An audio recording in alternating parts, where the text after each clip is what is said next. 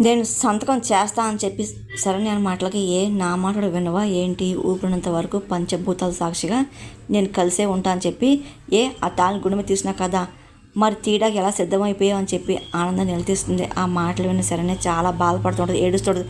అత్తయ్య గారు నన్ను క్షమించండి ఆయనకి చేతులు జోడించి అడుగుతూ ఉంటుంది. ఇంకా ఏడుస్తుంటుంది. నాకు తప్పట్లేదు, నాకు చాలా బాధగా ఉంది కానీ తప్పట్లేదు, ఏం చెయ్యాలి అని చెప్పి శరణ్య ఏడుస్తూ చెప్తూ ఉంటుంది. పక్క రా అని చెప్పి ఆనంద చేపట్టుకొని తీసుకెళ్తుంది.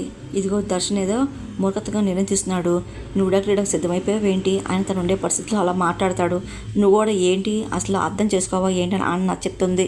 శరణ్య ఏడుస్తూ ఉంటుంది. అమ్మ శరణ్య, భార్య చూడు సందర్భాల్లో అలాగే తల్లిని బిడ్డ అర్థం చేసుకున్నట్టు తప్పొప్పుల్ని తనకే స్పష్టంగా లేదు, అర్థం చేసుకోవాలి కదా, ఓపికతో సమస్యని నువ్వే సర్దిద్దుకోవాలి కదా, అంతేగాని శాశ్వత బంధం తెచ్చుకోవడం ఎంతటి మూర్ఖత నీకు అర్థమవుతుందా అని ఆనంద నాకు చెప్తుంటుంది. ఆయన దూరం చెప్పేసి నాకైనా ఎందుకుంటుంది అత్తయ్య గారు, ఇదంతా ఆయన కోరుకున్నారు కదా అని సరేనే అనగానే, ఇదిగో అసలు నీ భర్త విడాకులు ఇస్తున్నాడు అని చెప్పి అంటున్నావు, నువ్వు చాలా బాగా మోసపోతావు, నీ కాపురం ఇలా అవడానికి అసలు కారణం ఎవరో నీకు తెలుసా, ఒక్కసారి ఆలోచించావని ఆనందన మాటలు శరణ షాక్ అవుతుంది.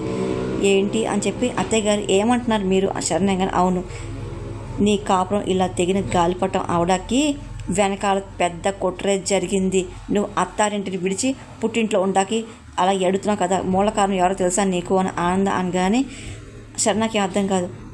ఆ పేరు విన్నానుకో నీ మనసే మొక్కలవుతుంది, బంధం మీద నీకు అసహ్యం పడుతుంది అని ఆనంద అనగానే, అత్తయ్య గారు ఎవరి గురించి చెప్తున్నారు అంటే అది ఎవరో తెగారు అని చెప్పి శరణ్య మాటలకి నువ్వు అక్క అంటూ ఆపేం పిలుస్తున్నా అనన్య అని చెప్పి ఆనందన మాట శరణ షాక్ అవుతుంది. ఏంటంటున్నారు అని చెప్పి అడుగుతూ ఉంటుంది. కానీ శరణ ఏ మాత్రం నమ్మదు, షాక్లు చూస్తూ ఉంటుంది. ఇన్ని రోజులు ఆటలాడుతూ వచ్చింది కదా అని ఆనంద అనగానే, లేదు మీరేదో పొరపాటు పడుతున్నారు అత్తయ్య గారు అని శరణ్యంగానే, ఇదిగో శరణ్య, ఇదిగో అనన్య ఇలా చేసిందంటే నమ్మే పరిస్థితులు ఉండవని చెప్పి నాకు కూడా అన్నీ తెలుసు, కానీ నమ్మాలి, జరిగింది అంతా నిజమే కాబట్టి అని ఆనంద అంటూ, శరణ్య ఈ మాట కాదు చెప్పు, నిజానికి దర్శన్కి నీకు ఇంత దూరం ఏర్పడ్డాకి ఏంటి, సమీర చనిపోవడం కారణం కాదా, సమీర చనిపోలేదు ఆవిడ చావకుండా బతికే ఉంది అని చెప్పి ఆనంద అనగానే మళ్ళీ సరైన షాక్ అవుతూ ఉంటుంది. ఏమన్నారు అత్తయ్య గారు అని చెప్పి అడుగుతుంది. సమీర సావు అనే పేరుతో దర్శన్ నీ మీద ద్వేషం పెరగలు చేసింది ఆ అనన్య అనిగా ఆనంద అంటుంది. కానీ సరైనకి ఏం అర్థం కాదు, తలపట్టుకుని ఉంటుంది. కానీ ఏంటి అత్తయ్య గారు అని చెప్పి అనబోతుంది. ఇదిగో నీతో పాటు అక్క చెల్లెలు ప్రేమ కురిపిస్తేనే మరోవైపు తన కడుపులో అంతా కొట్టురుంచుకొని ఇదిగో నిన్ను దర్శనం విడగొట్టాకే చేసేదంతా మీ అక్క అనన్య అని చెప్పి ఆనంద అంటుంది. ఇంక శరణ్య మళ్ళీ షాక్ అవుతుంది. ఇది ఒకవైపే, నీ దర్శనే కాదు, దర్శనంతో పాటు మన పూర్తి కుటుంబానికి దూరం చేయడాకే అనన్య వేసిన మరో వ్యక్తి అని నీకు తెలుసా అని ఆనంద అంటూ ఒకసారి లెటర్లు చూపిస్తుంది. ఇదిగో చూడు అని చెప్పి చూపిస్తూ ఉంటుంది. శరణ్య చూస్తూ ఉంటుంది. ఇది దర్శన్ గురించి నువ్వు తప్పుగా రాసని చెప్పి అందరిని నమ్మించిన ఉత్తరం అని చెప్పి ఇది రాసింది ఆనందంగానే దర్శన్ గారు కదా అని చెప్పి శరణ్య అనగానే, కాదు అనన్య అని చెప్పి ఆనందం అంటుంది. శరణ్య మళ్ళీ షాక్ అవుతుంది. ఇంకా అలాగే చూస్తూ ఉంటుంది. ఇది మీ అక్క డైరీలో రాసుకున్న పేపర్, ఇది రెండింటిని చూడు అని చెప్పేసి హ్యాండ్ రైటింగ్ గెస్ చేయని చెప్పి ఆనందం చూపిస్తుంటుంది. ఇంకా అనన్య గురించి శరణ్య తెలుసుకొని షాక్ అయిపోతుంటుంది. రెండు లెటర్లు చూస్తూ ఉంటుంది. ఇంకా ఏం చేయాలో అర్థంగా బాధపడుతుంది. తన గురించి నువ్వే తప్పుగా ఉత్తరం రాసినట్టు ఇదిగో నీ భర్త ఇలాగా టార్గెట్ చేశాడని చెప్పేసి ఆ రోజు అనన్య మాటలన్నీ శరణ్య మొత్తం గుర్తెచ్చుకుంటూ ఉంటుంది. అనన్య నిన్ను దర్శనం విడగొట్టాకే చేసిన ప్రయత్నం ఈరోజు అదే అవుతుంది. అసలు నువ్వు నా ఇంటికి కోడలు రాకూడదని చెప్పేసి తన మొదటి నుండి చేయని ప్రయత్నం అంటూ ఏమీ లేదు అని చెప్పి ఆనందంగా శరణ్య మొత్తం గుర్తెచ్చుకుంటుంది. అంటే ఆ రోజు ఆనందం ఇంట్లో ఉన్న నగ మిస్ అవ్వడం, అలాగే కావాలని చెప్పేసి సేట్ని పిలిపించి నగలు మెరుగుపెట్టడం, సేట్ని పిలిపించడం, అలాగే మళ్ళీ ఆనందాలు రాగానే మళ్ళీ సేట్ని పిలిపించడం, అలాగే లారీ కంటపడలా చేయడం, లారీ చూసి ఇదేంటి మన్నాగా వేలు దగ్గర ఉందని చెప్పేసి అంటే తెలిసిన చేసింది అంతా కావాలని చెప్పి అంటే నేను బ్లేమ్ చేయడానికే చేసింది అని చెప్పి సరేనే మొత్తం అంతా గుర్తించుకుంటుంది. అంటే ఆ తర్వాత నేనే బయటికి వెళ్తున్నప్పుడు అననే సేట్తో మాట్లాడడం, అలాగే డబ్బులు ఇవ్వడం మొత్తం అంతా నేను చూసాను చెప్పి ఆనందం చెప్తూ ఉంటుంది. సరే నేను ఒకటితో అన్నీ గుర్తించుకొని షాక్ అవుతూ ఉంటుంది. అలాగే పెళ్లి మండపంలో ఉన్నప్పుడు దర్శన తాలకటి సమయంలో అనన్యని ఎవరో కిడ్నాప్ చేసి వెళ్ళడం, అలాగే మేము చెప్పిన ప్లేస్కి రావాలి లేకపోతే దీన్ని చంపేస్తాం అనగానే ఎవరికి తెలియకుండా శరణ్య బయటికి వెళ్ళడం, అలాగే అక్కడ సోత పడిపోవడం, అలాగే అతన్ని చంపడం, అలాగే చూడు నేను తీసుకొచ్చింది అంతా తానే అని చెప్పేసి అనడం, అలాగే పెళ్ళయ్యాక సత్యనారాయణ వ్రతం అప్పుడు ప్రసాదంలో మందు కలపడం మొత్తం అంతా ఆనందం ఒకటో చెప్తుంది. శరణ్య అంతా గుర్తు తెచ్చుకుంటుంది. అలాగే శోభన రోజు కూడా ముహూర్తంకి నేనే ఫోన్ చేసి చెప్పాను చెప్పి ఆయన చెప్పడం, అలాగే ఎందుకో ఆయన ముందు అత్తయ్య గారి ముందు నన్ను దోషిగా చేసామని చెప్పి సరని అడగడం, ఒకటో దాన్ని గుర్తించుకుంటుంది. అంటే ఇవన్నీ కావని చెప్పి మా అక్కనే చేసిందా అని చెప్పి షాక్ అయిపోతూ ఉంటుంది. ఇంకా ఆనందం ఒకటో తోడని చెప్తూ ఉంటుంది. అలాగే శరణ్యకి ఎలాగుంది అని చెప్పి అనడం, అలాగే దర్శనం చూడాలని చెప్పి ఆశపడి మరి చనిపోయింది అని చెప్పేసి అన్ననే గుర్తున్న వ్యక్తులు నీకు ఫోన్ చేసిందని చెప్పి ఆనందం చెప్పుకొని శరణ్య అన్ని గుర్తెచ్చుకుంటూ ఉంటుంది. ఇంకా శరణ్య షాక్ అయిపోతూ ఉంటుంది. కనీసం ఇదిగో ఆ మొహం కడుక్కో అని చెప్పి ఆ రోజు లోపలికి వెళ్ళి కావని చెప్పి శరణ్య చెప్పడం, అలాగే ఆనంద ఇవ్వాల్సిన డబ్బు కవర్ని మార్చేసి అలాగే ఏం తేడు 100 రూపాయలు పెట్టడం, అదంతా ఆనందం గుర్చేస్తుంది. ఇంకా శరణ్య షాక్ అయిపోతుంది. అంటే ఇదంతా అక్క ప్లానా అని చెప్పి అనుకుంటూ ఉంటుంది. అలాగే దర్శనం సొంతం చేసుకోవడం కోసం భోజనంలో మందు కలపడం శరణ్య అననే చెప్పడం, అదేంటి విషయం కలపడం ఏంటి అని చెప్పి అననే అనడం, ఒకసారిగా దర్శనం వినడం, అలాగే షాక్ అవుతూ ఉంటాడు. నేనేమి విషయం కలపలేదే మందక్క అని చెప్పి శరణ్య చెప్పడం అంతా గుర్తెచ్చుకుంటుంది. అంటే ఏంటి నేను ఆ పెళ్లి చేసుకోవడం అక్క ఇష్టం లేదన్నమాట అని శరణ్య గుర్తెచ్చుకుంటుంది. అందుకే నా పిల్ల అప్పటికే తన ప్రయత్నం చేసిందా ఆయన కుదరలేదు, ఇప్పుడు ఆయన దూరం చేయాలని చూస్తుందా అని చెప్పి శరణ్య అనుకుంటూ గుర్తెచ్చుకుంటుంది. ఇదిగో శరణ్య గురించి ఇప్పుడైనా తెలుసుకో, అసలు నీ జీవితంలో ప్రశ్నార్థంగా అవడానికి కారణం ఎవరు కూడా తెలుసుకో, కళ్ళకు కట్టినట్టు అర్థమవుతుందా, ఇక నేను కళ్ళు తెరిచి లోకాలను చూడు అని చెప్పి ఆనందం అరుచుకుంటుంది.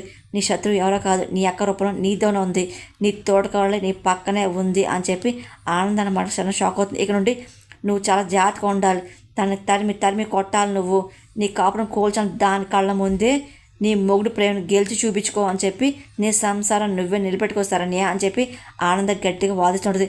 ఆయన మనసులో నేను లేను, నాతో కాపురం ఎలా చేయగలరు అని చెప్పి శరణ్యంగానే తాళి కట్టాడు కాబట్టి చేయాల్సిందే అని చెప్పి ఆనంద అనగానే ఎప్పుడు నీ ప్రేమ గొప్ప, ఆ నమ్మకమే నీ భర్తని నీ దగ్గరికి వచ్చేలా చేస్తుంది అని చెప్పి ఆనంద చెప్తూ ఉండదు. సరే అన్నీ వింటుండదు. ఆ తర్వాత మరి ఇప్పుడు ఆ డైవర్స్ నోటీస్ పరిస్థితి ఏంటి అని చెప్పి ఆనందం నిలదీస్తుంటుంది.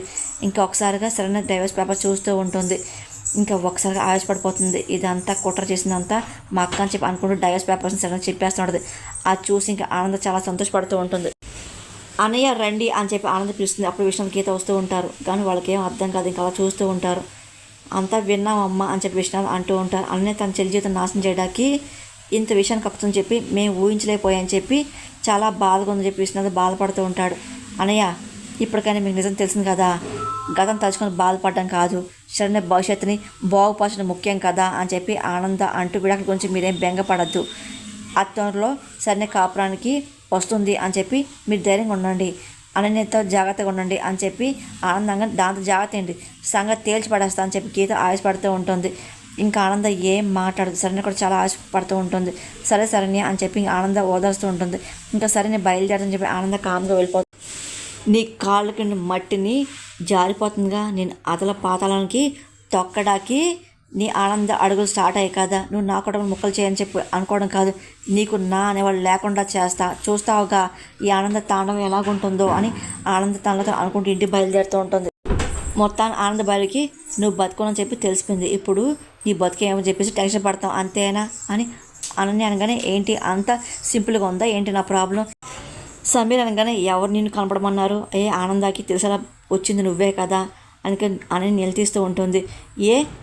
గోడుతో పోయేదానికి గొంతు పట్టిన దాకా తెచ్చుకొని నువ్వే కదా, ఇదిగో సరే అయిపోయింది, ఇప్పుడు ఇది కాదు, ఇదిగో నువ్వు కొత్తగా ప్లాన్ వేయాల్సిందే మనం అని చెప్పి అనుకుంటూ అనే ప్లాన్ వేస్తుంటుంది. సరే ఇదిగో సమీరా నువ్వు టెన్షన్ పడకు, ఇప్పుడు ఆనంద్ బయలుకి భయపడితే పని అవదు అని అనగానే చంపేస్తాను అంటుంది. సమీర అనగానే సింహం చంపేస్తాను అంటుంది. దాన్ని చూసి నువ్వు భయపడితే ఎలాగా, ఇదిగో అయినా నేను చెప్పేది విను, ఇదిగో బుర్ర ఉన్నవాడికి చేతిలో చిన్న కర్ర ఉంటే చాలు కదా అని అననే ప్లాన్ చెప్తూ ఉంటుంది. సమీర ఆలోచన పడుతుంది. ఇప్పుడు నీ చేతిలో ఉన్న కర్ర దర్శన్ కదా, ఇదిగో తను నీ బుర్రతో సరిగా వాడుకున్నావు అనుకో నీ ఫ్యూచర్ బాగుంటుంది అనగానే ఎలాగని చెప్పి సమీర అంటుంది. ఏముంది నీ కొడుతుంది కదా ఆనంద భైరవి అని చెప్పి మొత్తం గుర్చేస్తూ ఉంటుంది. నీ గొంతు కూడా పట్టుకుంది కదా అని చెప్పి మొత్తం గుచ్చేయగానే అని సమీర గుర్తెచ్చుకుంటుంది. ఈ పాయింట్స్ని బేస్ చేసుకొని దర్శన్ని ఊపినంతగా లాక్ చేసే నువ్వు, అది ఎలా ఉండాలంటే అమ్మ అంటేనే ఆ కొడుక్కి అగ్గి పుట్టేలా ద్వేషం రావాలి, ఆడ మాటలు వింటే చాలు ద్వేషం లావాలాగా ఉడికిపోవాలి, నీ మాటల మాయతో తల్లి మీద ప్రేమని తగలపెట్టేలాగా ఉండాలి, అర్థమవుతుందా అని చెప్పి సరేనాక ఆ ఇంట్లో ఉన్న సపోర్ట్ ఆనంద భైరవ్ ఒకటే కదా, దర్శన్ అమ్మ అంటే విలువ లేకుండా చెయ్యాలి, సరేనాక ఉన్న దర్శన్ లైఫ్లో ఉండకూడదు, అది లాజిక్, నీకు అర్థమవుతుందా అని చెప్పి దర్శన్ వాళ్ళ అమ్మని దూరం చెయ్యి, ఆటోమేటిక్గా దర్శన్ నీ కోసం చేస్తాడు, ఏమంటావు అని చెప్పి అనే ప్లాన్ చెప్తున్నాడు. సమీర ఆలోచన పడుతుంది. ఏంటి నా మాటల మీద నమ్మకం లేదా ఏంటి అని చెప్పి అనగానే సమీర తలొప్పుతుంది. ఇంకేం ఆలోచించకుండా నేను చెప్పిన చెయ్యి, ఆపరేషన్ ఆనంద భైరవి మొదలు పెట్టేసాయి అని చెప్పి అనగానే అత్తయ్య నా సరికొత్త స్కెచ్ ఇంకా స్టార్ట్ అవుతుంది కదా, సమీర సరైన ప్లేస్లో వచ్చేస్తుంది అని చెప్పి అనుకుంటూ నవ్వకూడదు. ఇదిగో నీ బొమ్మరిల్లో ఇదే నీకు భూకంపం రాపోతుంది కదా, ఇదిగో ఇదే నీకు ప్రమాద సూచన అని చెప్పి అననే నవ్వుకుంటూ ఉంటుంది. ఇంకా సమీర దర్శన్ కాల్ చేసి సిద్ధమవుతుంది. కానీ శరణ్యకి ఏం అర్థం కాదు, ఆయన గురించి ఆలోచిస్తుంది. ఎందుకు ఇంత పగబెట్టింది అని చెప్పేసి ఆనంద చెప్పిన ప్రతి మాట గుర్తించుకొని బాధపడుతూ ఉంటుంది. ఇంకా దాని గురించి ఆలోచిస్తున్నావు ఏంటి అని గీత అడుగుతుంటుంది. అవునమ్మా నాకేం అర్థం కావడం చెప్పి సరైన ఏడుస్తూ ఉంటుంది. అక్కంటే నాకు చిన్నప్పటి నుండి ఎంతో ఇష్టం కదా, తన కోసం నేను ఏదైనా చేసేదాన్ని కదా, మరి అక్క ఎందుకు అమ్మ నా జీవితం ఇలా పాడు చేస్తుంది అని సరైన ఏడుస్తూ ఉంటుంది. అక్క కోసం నేను పెళ్ళే వద్దనుకున్నాను కదా అమ్మ, ఈరోజు తను నా కాపురం కూల్చేయని చెప్పి నా బతుకుల్లో విషయాన్ని కక్కింది కదా అని చెప్పి ఏడుస్తూ ఉంటుంది శరణ్య. ఆ మాటలు గీత విషాదం బాధపడుతూ ఉంటారు. అసలు నా కాపురం నాశనం అయిపోతే తనకు వచ్చే సంతోషం ఏముంది, అయినా తను అసలు చెల్లిని కదా, అక్కకి అసలు నా మీద ఎందుకంత పగ అని చెప్పి శరణ్య ఏడుస్తూ ఉంటుంది. అననే ఏమి నీ సొంత అక్క ఏమీ కాదు, ఆ కాంచన కూతురు అని చెప్పి విశ్వనాథం అనుకుంటూ ఉంటాడు. కానీ శరణ్య మాత్రం కూలిపోతుంది. అసలు అక్క నా జీవితం ఎందుకు నాశనం చేయబోతుంది అని చెప్పి ఆనందన మాటలు ప్రతి విషయం గుర్తించుకొని ఏడుస్తుంటుంది.